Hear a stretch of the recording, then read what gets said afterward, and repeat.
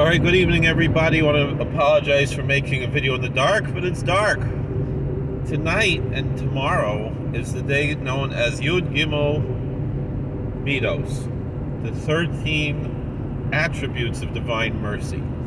Because the Slichos that we're going to read either tonight or tomorrow contains the words from the book of Exodus, Hashem, Hashem, Kel Rachum V'Chanun, and one of the Slichos, one of the liturgical hymns, repeats that as a refrain according to some opinions, or at least begins with that, which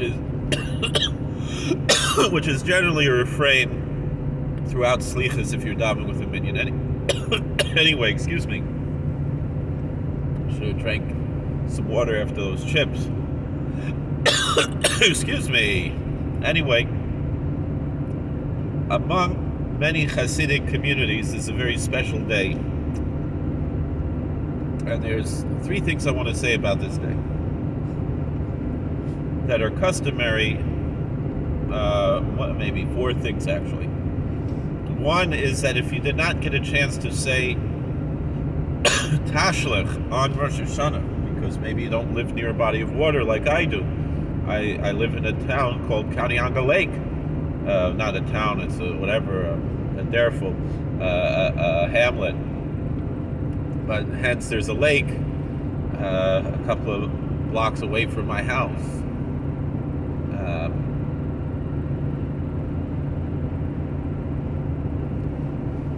And so I was able to say Tashlech Boi B'Yom on Rosh Hashanah. But if you're not able to say Tashlech on Rosh Hashanah, it's good to say it. You can say it any time, ideally before Yom Kippur, but even until Hoshana Rabbah, some say. But the day when most of the tzaddikim who didn't say it on Rosh Hashanah would say it would be the day of Yud Gimel Ikrim, which is the day before Erev Rosh Hashanah, the 8th of Tishrei. One thing that a lot of the tzaddikim recommend is to fast on this day. The reason is because the Shulchan Aruch brings an opinion that if someone fasts for 3 days in a row, it's counted as if they fasted for 40 days. And since eating in 2 miles, use the right 2 lanes to take exit 16 for New York 17 West toward US 6, Harriman. Eating on Erev Yom Kippur is considered like fasting. So by fasting on the day before Erev Yom Kippur and on Yom Kippur, it's as if you fasted for 3 days, which is the equivalent, according to some opinions, of fasting for 40 days. The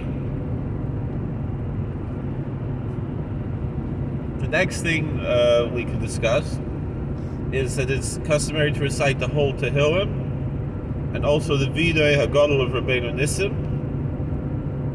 And finally, and I think it's a minhag from Reb Naftali Rabshitzer, is to recite all of the korbanos, all of the parts of the Torah that talk about the sacrifices. And it's considered as if you brought all the sacrifices. And if you have it in the Sefer Torah, a lot of communities, including in Satmar, they read it from the Sefer Torah, not with brachas, just they read it from the Sefer Torah.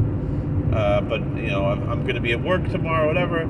I have it, a PDF file on my phone, and I will 826, and in a quarter mile, use the right 2 lanes to take exit 16 for New York 17 West toward US 6, Harriman. There's a particular order to say it, and if you look online, you might be able to find it. If someone really needs it. In 1,000 feet, use the right 2 lanes to take exit 16 for New York 17 West toward US 6, Harriman. The only problem is use the right 2 lanes to take exit 16. I email at work, but I might post it maybe on Facebook or Twitter, or maybe here or something. I don't know. We'll see what we can do. So that's basically, it's a very special day, very, very holy day. In a quarter mile, keep right at the fork to stay on exit 16. Follow signs for US 6, New York 17 West. We don't have this Thank you for watching. God bless. Please like, share, and subscribe, comment. And we'll see you later. All right.